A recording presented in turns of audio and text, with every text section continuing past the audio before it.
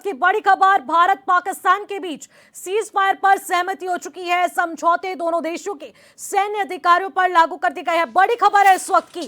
विदेश मंत्री जयशंकर ने दी सीज फायर की जानकारी। गोलीबारी और सैन्य कार्रवाई रोकने पर सहमति बनी है। बड़ी जानकारी है इस वक्त की। दोनों देशों पर सीज फायर लागू करने को आदेश जारी हो चुके हैं। भारत पाकिस्तान के बीच सीज फायर पर सहमति बन चुकी है, यानी कि युद्ध पर विराम लग चुका है। समझौता दोनों देशों के सैन्य अधिकारियों पर लागू किया गया है। किसी प्रकार की अब कोई भी गतिविधि नहीं देखने को मिलेगी। विदेश मंत्री एस जयशंकर ने सीज फायर की जानकारी दी है। गोलीबारी और सैन्य कार्रवाई रोकने पर सहमति बन चुकी है। किसी भी प्रकार की अगर कोई भी आतंकी गतिविधि या फिर घुसपैठी तरीके से या हमला करने की कोशिश की जाएगी तो कड़ा रुख अपनाया जाएगा, क्योंकि भारत ने एक्ट टू वॉर भी लागू कर दिया है। टेररिस्ट एक्टिविटी पर एक्ट टू वॉर के तहत कड़ी कार्रवाई भी की जाएगी। ये बड़ी जानकारी है इस वक्त की। भारत सरकार ने एक्ट टू वॉर भी इसी दौरान लागू कर दिया है। इस वक्त की बड़ी जानकारी दे रहे हैं। देर रात डोनाल्ड ट्रंप से हुई बातचीत के माध्यम से विदेश मंत्री, प्रधानमंत्री और रक्षा मंत्री से बातचीत की गई। सैन्य अधिकारियों से भी लगातार बातचीत जारी रही। दोनों देशों के अधिकारियों से बातचीत करते हुए समझौते पर इस निष्कर्ष तक पहुंच पाए हैं कि सीज फायर लागू कर दिया जाएगा। 10 मई शाम 5 बजे से सीज फायर लागू हो चुका है। अब किसी भी प्रकार की कोई भी गतिविधि नहीं देखने को मिलेगी। अगर दिखती है किसी भी प्रकार से किसी भी देश की तरफ से अगर कोई हमले के इरादे से किया जाता है तो बड़ा रुख अपनाया जाएगा। भारत पाकिस्तान के बीच सीज फायर पर सहमति बन चुकी है। बड़ी जानकारी है इस वक्त की। समझौते दोनों सेनाओं पर यह लागू होते हैं और इसी को लेकर प्रेस कॉन्फ्रेंस के माध्यम से एस जयशंकर के द्वारा यह जानकारी साझा की गई है। बड़ी खबर है इस वक्त की। भारत पाकिस्तान के बीच सीज फायर पर सहमति बन चुकी है। इसी पर अपडेट ले लेते हैं। मेरे सहयोगी रवि कैंटोला भी हमारे साथ सीधे फोन लाइन के जरिए जुड़ चुके हैं। रवि, देखिए, भारत पाकिस्तान के बीच सीज फायर लागू कर दिया गया है, सहमति बन चुकी है, क्या अपडेट है? बिल्कुल, देखिए, ये इस वक्त सबसे बड़ी खबर है क्योंकि अगर लागू कर दिया गया तो इसका यही अर्थ है कि भारत और पाकिस्तान के बीच संघर्ष पर विराम की घोषणा हो गई है। और इस घोषणा के बाद ये माना जा सकता है कि जो तनाव चल रहा था सरहदों पर, वो तनाव दूर हो पाएगा। और ऐसे में भारत और पाकिस्तान के बीच जो संघर्ष विराम हुआ है, ये इस वक्त पूरे देश के लिए भी एक अच्छी खबर के तौर पर देखी जा सकती है, क्योंकि युद्ध किसी भी देश के लिए ठीक नहीं माना जाता।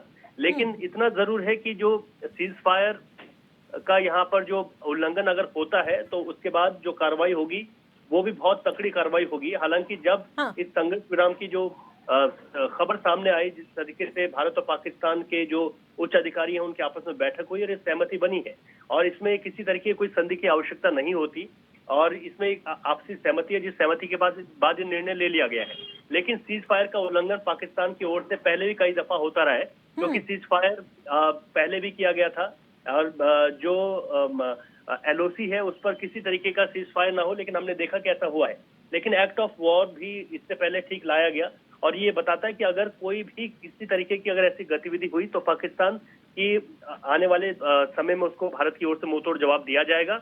और फिलहाल संघर्ष विराम हो गया है, लेकिन अभी हमारी सेनाएं पूरी डटी हुई हैं, और इस संघर्ष विराम के बाद देखना होगा, क्योंकि पाकिस्तान की अगर बात करें तो वहां पर उनकी ओर से आतंकी हमले किए जाते हैं। और इस बार भारत ने भी स्पष्ट किया था कि हमारी ओर से कभी भी छेड़खानी नहीं होती, लेकिन अगर कोई छेड़खानी करेगा तो उसको मुंहतोड़ जवाब, करारा जवाब, कमर तोड़ जवाब दिया जाएगा, और वो भारत ने कर दिखाया है। और यही वजह है कि पाकिस्तान ने एक बार फिर से घुटने टेके और उसने अमेरिका से बातचीत की। उसके बाद फिलहाल ये कहा गया है कि ठीक है, जो यहाँ पर विराम है, संघर्ष जो चल रहा था उसको विराम दे दिया जाए, लेकिन आगे से ऐसा उल्लंघन नहीं होगा। लेकिन देखना होगा कि पाकिस्तान अगर कोई नापाक हरकत करता है दोबारा तो उसका जो जवाब होगा वो बेहद कड़ा होगा। बिल्कुल रवि, जिस तरीके से आप बता रहे हैं, पहले भी पाकिस्तान नापाक हरकत कर चुका है। सीज फायर लागू होने के बाद भी LOC पर हमने तमाम तस्वीरें देखी है।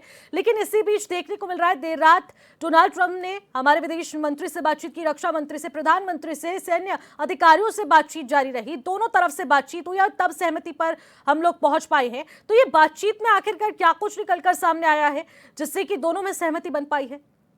देखिए, सीधे तौर पर इसे ये माना जा सकता है कि पाकिस्तान की ओर से ही ये पहल की गई, और जी। पाकिस्तान ये जानता था कि अगर भारत की तरफ जिस तरीके से यहाँ पर आतंकी हमला किया गया और उसके बाद जो तमाम जो कोशिशें हुई लगातार वहां से ड्रोन के माध्यम से हमले हुए और भारत की सेना ने यहाँ पर जवाब दिया, तो पाकिस्तान ये चाहता था कि चाहे भारत ने यहाँ पर सिंधु समझौते को लेकर भी जिस समझौते को वापस ले लिया था, तो पाकिस्तान को चारों तरफ से घेरा गया था, चाहे वो कूटनीति के माध्यम से हो या फिर सेना के शौर्य के माध्यम से हो। लेकिन अभी ये सबसे महत्वपूर्ण है इसमें देखना, क्योंकि अधिकारियों की सहमति बन गई डीजीएमओ की ओर से, पाकिस्तान के डीजीएमओ, वहां की सरकार की ओर से, भारत सरकार की ओर से ये कह दिया गया कि ठीक है, संघर्ष विराम कर दिया जाएगा, लेकिन आगे से किसी तरीके की यहाँ पर सीज फायर का उल्लंघन न हो, इसको लेकर भी साफ कर दिया गया है। क्योंकि हम ये सभी जानते हैं कि जब 1947 में कश्मीर के लिए दोनों देश के बीच जंग चल रही थी, तो उस वक्त भी यूनाइटेड नेशन बीच में आया था और उसने उस वक्त भी सीज फायर यहाँ पर कराई थी कि किसी तरीके का उल्लंघन नहीं होगा। लेकिन उसके बाद भी सहमति बनने के बाद कई बार इस उल्लंघन को किया गया है। लेकिन इस बार देखना होगा कि जिस तरीके के हालात बने थे और उस पर ये जो बड़ा निर्णय लिया गया है, क्योंकि मैंने जो शुरुआत में कहा कि युद्ध किसी भी देश के लिए अच्छा नहीं है, कई देश आर्थिक स्थिति से कई सालों पीछे चले जाते हैं, तो यहाँ पर ये जरूरी है कि पाकिस्तान अपने आतंकवादियों पर लगाम लगा कर रखे और किसी भी तरीके का सीज फायर या किसी तरीके से भारत की तरफ आंख उठाने की कोशिश अगर ना हो, तो यही पाकिस्तान के लिए ठीक रहेगा, क्योंकि जो जवाब है वो आखिरी जवाब अब हो सकता है पाकिस्तान के। बिल्कुल रवि, अपेक्षा यही रहेगी कि किसी भी प्रकार की कोई आतंकवादी गतिविधि, टेररिस्ट अटैक यहाँ पर ना किया जाए, क्योंकि जिस प्रकार से पहले भी यहाँ पर नियमों का उल्लंघन पाकिस्तान करता आया है, तो इस तरीके से अगर वो करेगा तो उसका खामियाजा किस प्रकार से पाकिस्तान को भुगतना पड़ेगा एक्ट टू वॉर के माध्यम से, वो देखने वाली बात होगी। बहुत बहुत शुक्रिया, आप हमारे साथ जुड़े रवि।